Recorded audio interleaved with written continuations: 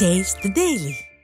2025-26 ஆண்டிற்கான மத்திய பட்ஜெட்டில் மூலதன செலவிற்கு செய்த நிதி ஒதுக்கீடு எதிர்பார்த்த அளவிற்கு இல்லாததால் தொழில் முதலீட்டாளர்கள் அதிருப்தி தெரிவித்துள்ளனர். 2025-2026 ஆண்டு மத்திய பட்ஜெட்டில் மூலதன செலவிற்கு 11.2 லட்சம் கோடி ஒதுக்கீடு செய்யப்பட்டுள்ளது. Larsen and Toubro, PNC Infratech, NBCC போன்ற நிறுவனங்களின் பங்குகள் வீழ்ச்சி கண்டுள்ளதால் கட்டுமானத் துறையில் அதிக முதலீடுகள் வழங்கப்படவில்லை என்று முதலீட்டாளர்கள் கருத்து தெரிவித்துள்ளனர். இதன் காரணமாக தொழில் வளர்ச்சி மற்றும் பொருளாதார முன்னேற்றம் பாதிக்கக்கூடும் எனவும், மொத்தத்தில் தொழில்துறைக்கு அதிக ஊக்கமளிக்கும் திட்டங்கள் குறைவாக இருப்பது குறையாக பார்க்கப்படுகிறது என முதலீட்டாளர்கள் கவலை தெரிவித்துள்ளனர்.